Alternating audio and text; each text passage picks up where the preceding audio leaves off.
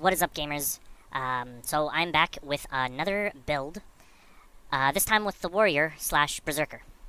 So this build is going to be really similar to my elementalist build that I showed you guys, in that it's going to be pure glass. The difference between the warrior and the elementalist is that this guy obviously is considered a heavier class. So his health, even though he's a glass build, his health is going to be a lot higher than my elementalist. But same concept, high critical chance, high power, low toughness, low health. Ferocity is at 228, which I think is a little bit higher than my elementalist. Condition duration, this is a concept that is not on the elementalist, that is different with this one. And this is mainly due to the build that I have set up in the in this menu here, which I will get to in a minute. So the armor is pure assassin with superior rune of the eagle. Pretty self-explanatory there. For weapons, I use the greatsword with superior sigil of strength. Superior sigil of strength. This particular sigil you don't require. You can easily get away with, let's see, this one, perception. And I would actually recommend that you do perception instead. I kind of goofed on this one a little bit. I shouldn't have put sigil of strength, but the reason why I'm not taking it off is because it was bloody expensive. And it's still fairly decent. I get might on each critical. So, I mean, it's not too terrible. The other one is sigil of accuracy. Now, the thing is, when you have a character that switches weapons, you want to have anything that gains a stack, like perception, or I think there's another one called bloodlust, which increases power. Anytime you have something that stacks, you want them on both weapons that you're switching. Because if, for example, I have perception on this axe, and I switch to my greatsword, and get a couple kills with the greatsword, it will not stack as perception.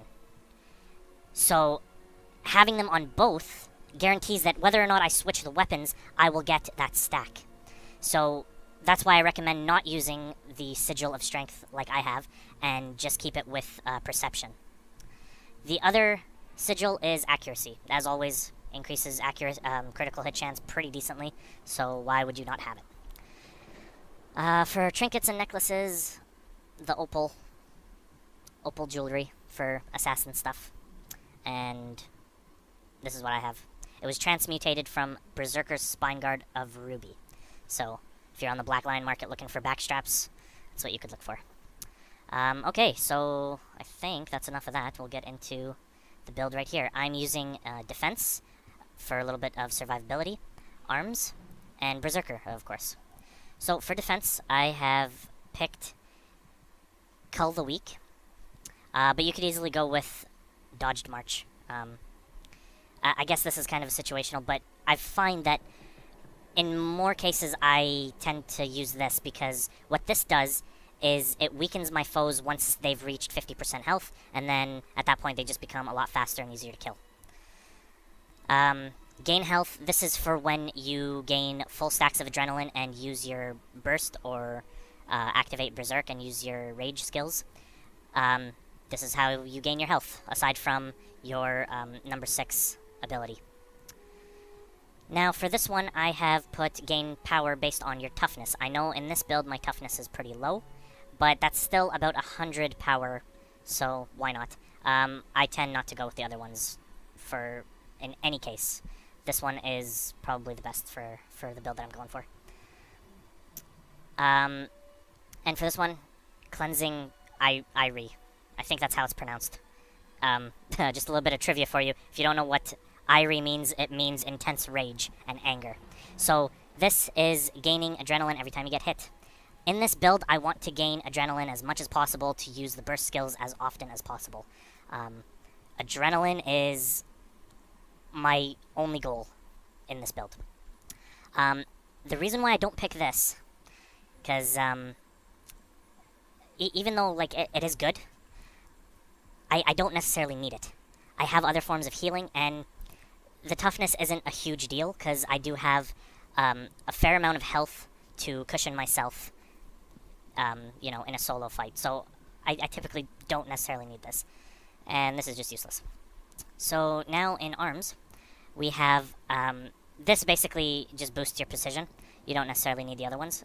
Especially, you don't need this one, because Fury, all it does is increases your critical hit chance by 20%, and you don't really need it when it's at 85%. At 85%, you're already guaranteed. You don't need to go to 105. There's no need for that. For this one, your critical hit chances have a chance to cause vulnerability. This is very, very important, especially since there is no cooldown on this. So you can do an ability, for example, like the Whirling Axe, and if you notice, it does 15 hits. Where it says damage 15x, that means it hits an opponent 15 times. If all of that is critical, then you just added 15% of vulnerability onto your opponent. At that point, you do 15% more damage, and condition damage. It becomes a lot easier to kill at that point. For that reason, there's no need to use any of the other slots here. And dual wielding. In this build, I will only be dual wielding axes. So, for this in particular, attack speed is increased when wielding a main hand weapon in your offhand. What that means is, if you're not wielding a torch, like a torch is specific to offhand, but if I'm dual wielding an axe, for example, if I have an axe in my offhand, an axe can also be treated as a main hand, like you see here. Axe main hand, axe offhand. So if I have an axe in my offhand, then this ability gets triggered, attack speed is increased by 20%. That is always a good thing. Now, this, you can argue, is also good. This gives you bonus adrenaline, which I had stated is something that you want to make a goal for yourself for this build. This one is also good. This one isn't, because like I said, back here, you really don't need 100% critical hit chance when you already have 85. I mean, you can playtest between this one and this one, just to see for yourself, but I find myself using this one a lot more often. Now, if you're not dual wielding, let's say like you have a great sword and I don't know, like a rifle or something, a long range weapon, then obviously you're not going to use this. You're going to use this one. But if you are dual wielding, I would definitely recommend this. Attack speed increase is always a good thing. Okay, now for Berserker. So, if you don't know what Berserker is, it's as soon as you fill up all 3 adrenaline bars, you have the option to use your burst skill or go into Berserk. As soon as you go into Berserk, you can read it right here. Your attack speed increases. You gain all of these boons. You always want to go into Berserk as much as you can, because as soon as you go into Berserk, your burst skill changes. It becomes more powerful. So if you notice here, the first box on the top is Eviscerate. It's a burst skill. The one underneath it, Decapitate, is a primal burst. Primal burst means I've gone into Berserk mode, and now I'm using this new ability. It's always going to be stronger than the first one. So that's why I always recommend, as soon as you go into Berserk, you don't have to worry about filling your adrenaline bar all the way back up to 3 bars. It's already, at that point, it becomes 1 solid bar. It just becomes a lot faster to use burst skills. So you always want to go into Berserk as much as possible. Now, we go into Smash Brawler, because it reduces the recharge on the primal bursts, the F1 ability. These ones I find are unnecessary. Blood Reaction, a percentage of the precision is given to ferocity. So that's why you see, for example, I have 228. If I switched it, it would be 216. That is a huge difference. So you definitely want this, especially over gain condition. Yeah, that's useless. And I mean, this one's okay too, but you will not be seeing this go off as much as you think you would. So I would just stick with this. And this one here, truth be told, they're all useless. But this one, Eternal Champion, is less useless than the other ones. I guess you could argue this one too is also less useless, because this one actually damages the opponent for quite a bit. So I would go between one of these two. I prefer stability over anything, so I typically go with this one. Stability is always a good thing to have, especially when you're in, Berserk mode, any kind of high damage mode, where if you get stunned or knocked back or something, that it's just completely gone, and it's a waste. So I like to have stability.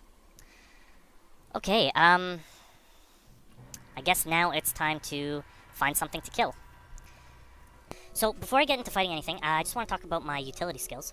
So as you know, I'm using Greatsword and dual axes. Now, my utility skills here all have something to do with increasing adrenaline. So I typically use the Rage utility skills because they are really good. This one here breaks out of the stun, like any kind of stun, breaks you out of it, and it gives you 5 adrenaline plus an extra 2 for every target. So this can actually give you up to 15 adrenaline. Pretty decent. I do sometimes switch it out with this skill, which also breaks the stun, and increases... you gain quickness and might. Quickness makes your action of attacking faster, and it gives you some might. So I'll just show you what this looks like real quick.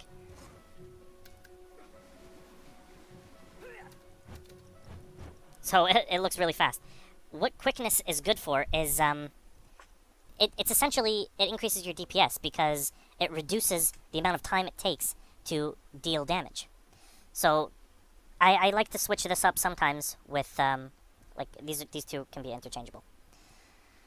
This one in particular, I mean, the rest kind of stay as is. They're pretty solid. Sundering Leap. You target the area where you want to go, and it's just... You just deal damage, you cause vulnerability, and you gain upwards of about 30 adrenaline, which is a single bar.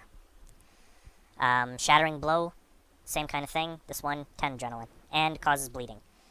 Also a really good skill. If you notice, I don't typically use banners, because banners are, like, more group-oriented, and I'm not necessarily. I am more solo. So I never use banners. I never use the stances except, like I said, when I switch out for Frenzy. I typically don't use any of the shouts. Sometimes I'll put in Fear Me if I'm dealing with like a world boss and I need, crowd control stuff. But typically I don't use any of those. Out of all the signets, I typically use, sometimes I use Might to increase power. But mostly I would use Fury to increase precision. It depends mostly on the build that I'm using. For this particular build, though, I don't use signets. I just use the rage abilities.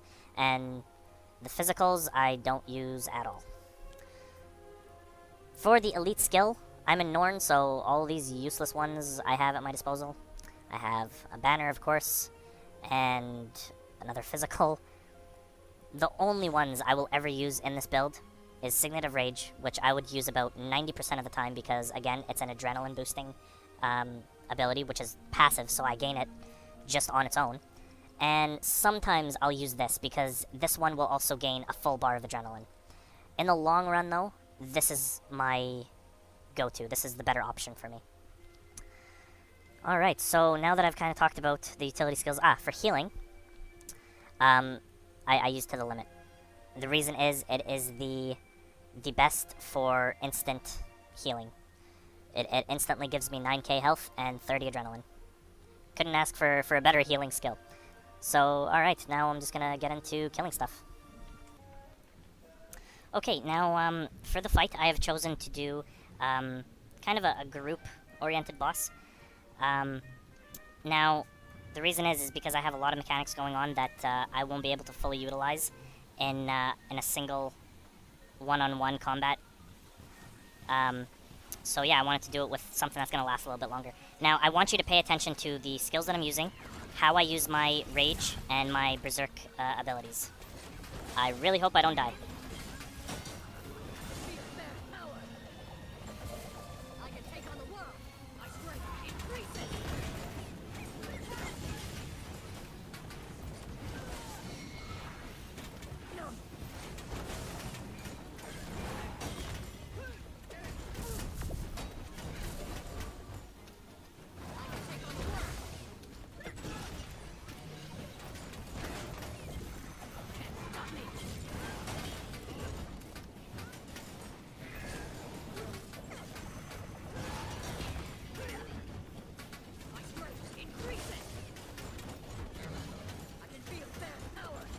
Now, if you notice, even though I'm using Berserk, whenever I use my primal abilities, the healing effect still goes off. And I'll show you right now. This adrenaline health, this still goes off. No! I'm getting too much aggro.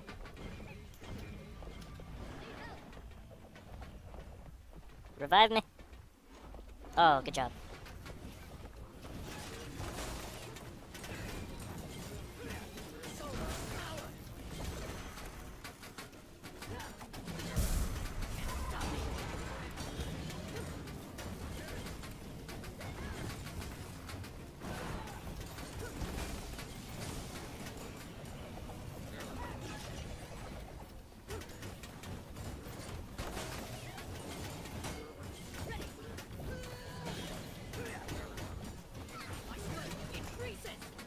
If you noticed, one offside to using Berserker abilities and just regular burst is that the regular burst deals a little bit more damage.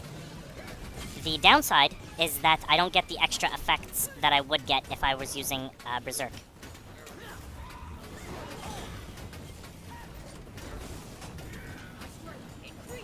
Now, if you notice, I am putting vulnerability on him and bleeding. This is all coming from the critical hits that I'm dishing out. So if this was just a regular just, you know, monster, he'd be dead in seconds. I'm really embarrassed that I died at the end. That could have been totally avoided just by dodging correctly. So yeah, that is my DPS build. I also have two other builds, kind of similar to my Elementalist. I have one that is mostly Vitality, Toughness, just for survivability. Very low DPS, but you know, some good condition damage. I have another one that's kind of a mix between DPS and survivability. If you guys want me to show you those builds, if you want me to make another video, just let me know in the comments. But I want to stick with the DPS build because, especially with the new expansion coming out, with the new monsters coming out, DPS is more of what people go for these days. So there's lots of DPS builds out there nowadays, so I figured I'd just do my warrior one for you guys. So yeah, I guess that's it. Main focus is use your utility skills to gain as much adrenaline as possible. Always do your best to gain adrenaline. That is all you want to focus on. All your attacks, all your skills should be on gaining adrenaline. When you get when your health gets low, you want to use your number 6 ability and your your burst skill. Both of those skills gains you health. A good trade-off is using a burst skill for source of health, then using your your number 6 ability and a couple of other utility skills. This is your second source of health. The rest pumps your adrenaline all the way back up, and then you use your burst skill a second time, and that's your third tick of health. So within a minute, less, like within 30 seconds, you can gain 3 sources of health. So 1, 2, and 3. So yeah, I hope this build kind of gives you an idea of how to structure your warriors. And I'm gonna end this video off killing this guy one more time with this group right here. Pay attention to how I use my adrenaline, the skills I use to gain my adrenaline. And yeah, I'll end it there, guys. Have a good one.